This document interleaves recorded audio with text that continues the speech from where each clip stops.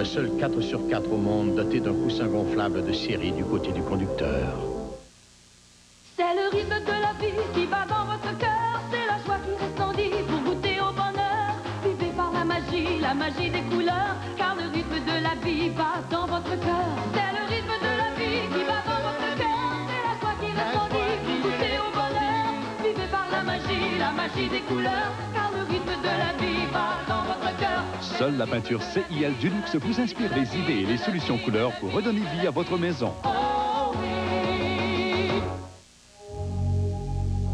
J'ai investi beaucoup d'argent et de temps à bâtir et à rénover notre maison. Comme l'auto, je l'ai assurée à la Capitale, compagnie d'assurance générale. Notre petite famille grandit à l'abri et en sécurité. Et avec la nouvelle protection juridique incluse dans notre assurance habitation, ma famille et moi pouvons faire valoir nos droits en toute justice. Et vous, votre assureur vous en offre-t-il autant? La Capitale, compagnie d'assurance générale, l'assureur différent. Super crisp et super spirale. Hey, mais qu'est-ce qu'on a fait à mes frites? On les a épicées. Super. On les a fait croustiller. Trippant. On les a tire-bouchonnées. Buzzant. McCain a plongé ses délicieuses super fries dans une pâte à frire légère et les a relevées d'épices pour que chaque bouchée soit un régal vraiment croustillant. Tout droit ou en tire-bouchon. Super crisp et super spirale de McCain. Vous allez adorer ce qu'on a fait à vos frites.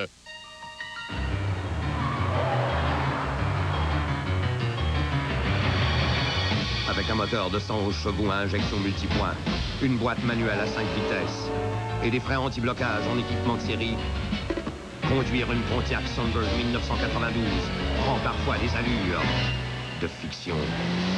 Bon, j'espère qu'on n'a pas raté le début. Pour un temps limité, profitez d'une remise de 1000 $ sur la Pontiac Sunbird chez votre concessionnaire Pontiac. La super vente métro, ça c'est vraiment super! En super vente cette semaine, pain hot dog ou hamburger métro, 69 cents la douzaine avec coupon. Pepsi ou 7-Up, caisse de 12 canettes, 2,49 $ avec coupon. Les jours... Oh là là, la super vente métro, c'est super!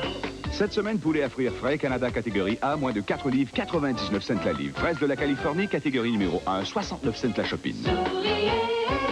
Les jours Ce jeune couple, l'ultime recours pour avoir un enfant, la mère porteuse. Maman, est-ce que vous êtes maman? Je suis vraiment maman, depuis 3 semaines. Et en fait, c'est grâce à votre émission si aujourd'hui on a un enfant, on peut dire, parce que...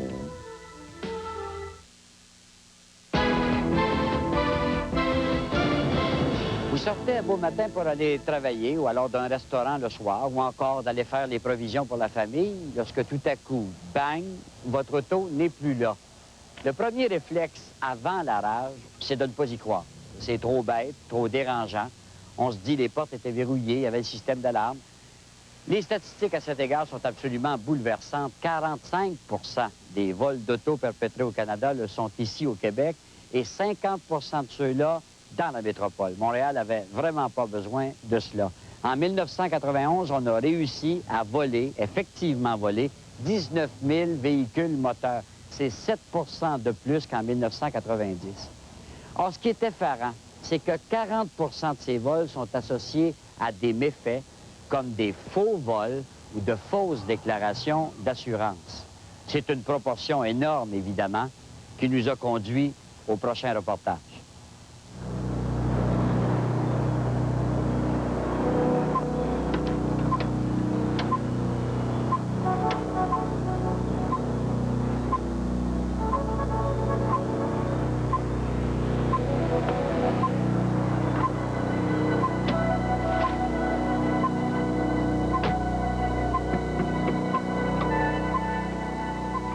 « 34 secondes pour voler une automobile, ça peut paraître incroyable aux citoyens ordinaires inexpérimentés dans le domaine. Pour le professionnel du vol d'auto, cette performance est routinière, peut-être même frustrante, parce que des vols du genre sont souvent complétés en moins de 15. C'est alarmant. 180 millions par année, juste au Québec. Qu'est-ce que ça veut dire pour vous, 180 millions? Qu'est-ce que ça veut dire également pour les assurés? C'est 10 % de toutes les indemnités versées et donc 10 % de toutes les primes collectées. Ce qui veut dire que, techniquement ou théoriquement, dans votre prime, 10 % de ce que vous payez est utilisé essentiellement pour payer des indemnités de vol. C'est désastreux. Les vols d'auto sont commis pour diverses raisons. À Montréal, dans près de 60% des cas, les voleurs se servent du véhicule à des fins de balade, pour un simple déplacement d'un point à un autre ou pour effectuer un autre crime. Dans 40% des cas, les vols d'auto sont à caractère frauduleux, qu'ils soient effectués par des réseaux organisés ou par le propriétaire du véhicule qui commet un méfait. Vous savez, le méfait, c'est-à-dire le faux rapport de vol, c'est une activité à caractère frauduleux parce que ça entraîne une fausse réclamation à l'assurance. C'est probablement ce qu'il y a de plus difficile à enquêter en matière de criminalité. Ça compte parmi les crimes les plus difficiles à percer et où nos chances de succès sont extrêmement minces. Au moins une moyenne de 100 forcés, c'est 150 000 par année. Là. 100 forcés? 100 forcés, là. Sans pas se casser la tête. Ça, c'est dans tes poches, non imposable. C'est bien ça. C'est une belle vie? Assez, oui. Surtout quand il est donné facilement comme ça. Pendant plus de 10 ans, cet homme a investi ses énergies dans la fraude des assureurs, qui fonctionnent selon lui comme des écoliers. Sans détour, il appelait ça un métier qu'il aurait cessé l'an dernier. Fait que pour toi, voler les assureurs, c'était facile? Oui, très facile. Un exemple concret. Un exemple concret. Disons, acheter une automobile accidentée. Même pas besoin de la réparer. Juste l'assurer, attendre un mois et demi maximum. Frapper l'auto, faire semblant de frapper l'auto à la même place, puis faire une réclamation avec ça. Ça, c'est le point que ça peut être tellement facile. La seule chose que la personne a à faire, c'est mettre une plaque sur le char, puis l'assurer, puis attendre, être patient. Les fraudeurs peuvent avoir de multiples visages, diverses mentalités, mais les sociologues ont tracé le portrait type du fraudeur qui commet des méfaits. Il s'agit d'un homme dont l'âge varie de 18 à 34 ans, doté d'une formation universitaire. L'instruction donne des connaissances additionnelles. Ces gens-là ont normalement fait des études dans un milieu où ils ont pu côtoyer des gens qui sont plus familiers avec le droit, avec les pratiques, avec les méthodes. Alors, ils connaissent un peu les relations coûts-bénéfices des poursuites. Ils ont probablement entendu parler de peu de cas où il y a des poursuites, la difficulté de retracer la fraude. Alors, ils cessaient. Mettons, j'avais un char 1 000 moi. Moi, disons, 10 000, je vais aller collecter 8, 10 000 avec. Pour nous autres, les petites réclamations, c'est rien 10 000 pour une assurance, une compagnie d'assurance. Ça en fait des 10 000 en fin d'année. En pogner une centaine comme moi, là. Pogner une vingtaine d'autos par année. Ça fait comment ça fait de l'argent? Il y en a plus que 20 comme moi. J'en connais qui en font au moins 10 par mois. Ça me donne une idée, là.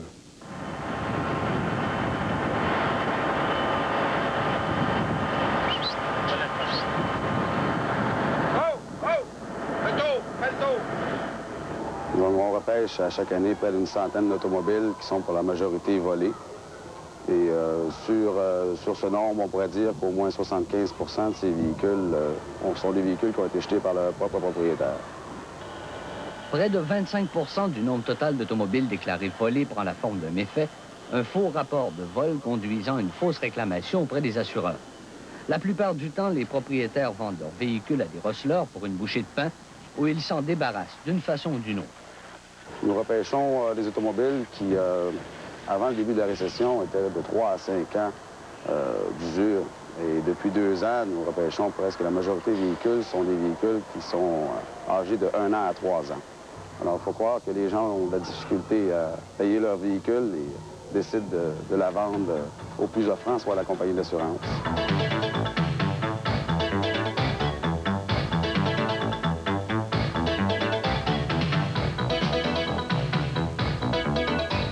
Montréal est un véritable bassin d'approvisionnement pour les voleurs d'auto associés à des réseaux organisés.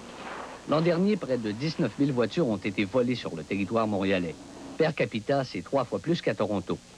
Au moins 4 000 de ces véhicules se sont retrouvés entre les mains de fraudeurs ingénieux qui évoluent dans la vente de pièces d'auto volées ou dans la transformation ou le maquillage d'automobiles en vue d'une revente.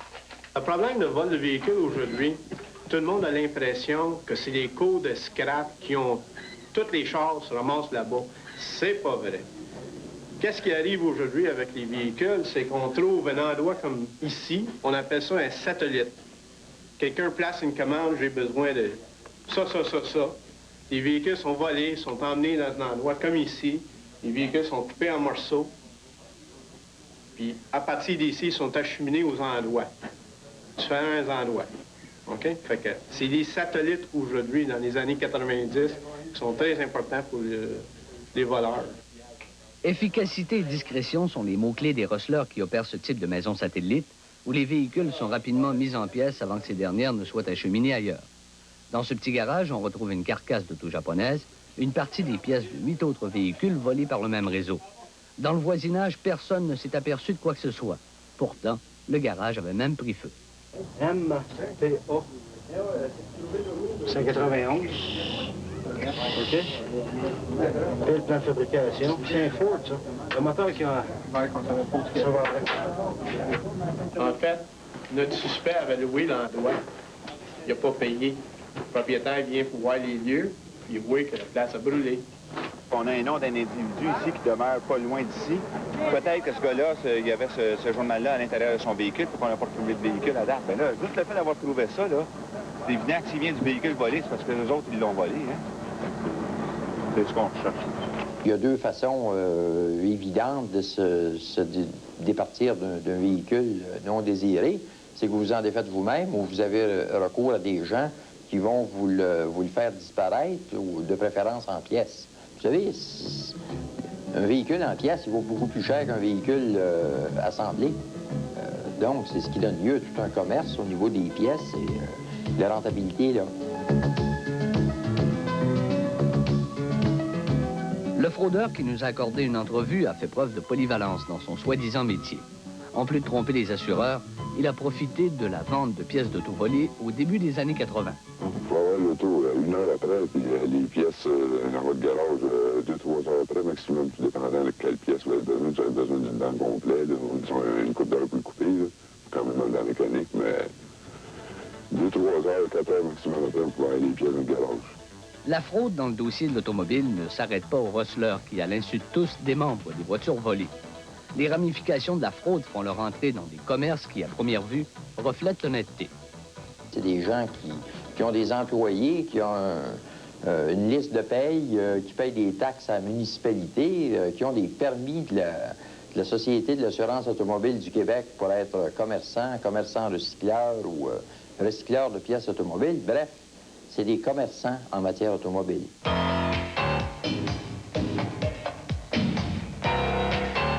Le vol de véhicules au Québec, c'est un phénomène dans l'Amérique du Nord. Au Québec, on est vraiment high-tech. Pourquoi? Parce qu'au Québec, on voit des véhicules volés dans la catégorie des réseaux où ce qu'on procède à des changements d'identité du véhicule.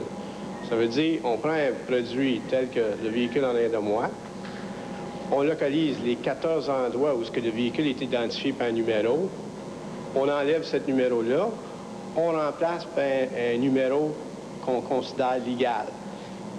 Une fois le tout est complété, bien, on demande que le véhicule soit réimmatriculé comme un véhicule accidenté remonté. On est rendu au stage où on peut fabriquer des documents du Québec nécessaires pour immatriculer un véhicule. On est rendu également, on peut fabriquer des plaquettes sur laquelle il y a le numéro d'identification du véhicule. Ici, on a deux plaquettes, dont l'original, où ce qu'on peut sentir, puis c'est bien lisse. Puis une qui est fabriquée, et quand on passe la main là-dessus, on sent les bordures, et fausses. Faut pas penser que c'est tous des imbéciles qui s'adonnent à ces activités criminelles-là, qui profitent justement des failles, des systèmes, des réglementations en place. Je parle ici principalement en matière d'enregistrement de véhicules automobiles. Heureusement, depuis le 13 novembre dernier, le Québec s'est doté d'une meilleure législation pour contrôler davantage les activités en matière de réinsertion de véhicules volés maquillés dans notre système d'enregistrement. La nouvelle réglementation québécoise sur les enregistrements de véhicules automobiles existe dans le but de briser le mouvement de mise en marché des voitures volées. Elle interdit la vente des autos accidentées déclarées perte totale. Les receleurs s'ajustent en conséquence, c'est-à-dire que les automobiles volées au Québec sont de plus en plus revendues à l'extérieur de ces frontières, simplement parce qu'il n'existe aucune mesure interprovinciale pour détecter les voitures volées. Quant aux méfaits, de nombreux policiers estiment que les compagnies d'assurance n'enquêtent pas suffisamment avant de débourser les réclamations.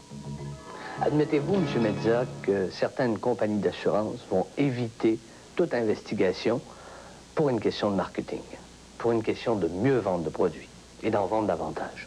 Non, je ne dirais pas qu'ils vont abandonner toute méthode d'enquête, mais ils pourraient être plus souples sur les méthodes utilisées lors des enquêtes, de façon à ne pas indisposer une clientèle qui leur est acquise ou qu'ils veulent acquérir. Et puis, il y a aussi des contraintes budgétaires. On ne peut pas demander à des assureurs de dépenser des sommes astronomiques parce que ça va se refléter dans les primes également. Pour les assureurs, la situation des vols d'auto et des méfaits est hors contrôle, particulièrement lors d'une récession. C'est pourquoi quelques compagnies, dont la compagnie Bel Air, ont choisi de mener de plus en plus d'enquêtes rigoureuses et d'inspecter systématiquement un véhicule avant de l'assurer. Nous, on fera l'enquête toujours à fond. On n'hésitera pas non plus à encourir des déboursés qui peuvent parfois excéder la valeur du véhicule parce que nous sommes convaincus qu'il est primordial de mettre un terme à cette hémorragie-là. C'est assez le vol du véhicule au Québec. Même on sait que si le véhicule a une valeur minime, bien, il y a quand même l'effet d'entraînement là-dedans qu'il faut absolument, mais absolument stopper. Mais auprès des assureurs, est-ce que c'est toujours aussi facile d'exploiter les assureurs, de frauder les assureurs? C'est toujours aussi facile que c'était. Qu'est-ce qui nous prouve ça? On nous dit le contraire. On vous dit le contraire. Moi, je vais leur prouver le contraire. Moi, je leur prouverai le contraire. Parce que si j'ai un accident, je fais un accident, pour que les autres m'attrapent à moi, il y a des preuves quand même. Puis quand dans un accident, il y a 2 personnes impliquées. Moi, j'ai jamais impliqué 3 ou 4 personnes dans un accident. J'ai jamais mis de témoin dans un accident. En 2 personnes, si moi, je leur dis pas que l'accident est arrangé, puis l'autre leur dit pas que c'est impossible, qu'ils viennent le chercher, qu'ils sont obligés de régler. On n'a pas fini d'en repêcher des autos volées dans le fleuve. C'est un problème collectif. Les compagnies d'assurance devront porter plus d'attention à la vérification des véhicules avant d'assurer le client. Et le gouvernement, bien, resserrer son contrôle sur la revente des véhicules. Puis nous, bien, faire plus attention dans le magasinage des systèmes anti-vol, puis de temps à autre, jeter un coup d'œil de surveillance dans le quartier. Contrôle, surveillance, protection. Bien sûr que c'est des mots qu'on aime autant pas avoir dans son vocabulaire. Mais que voulez-vous? Aux grands mots, les grands rebelles.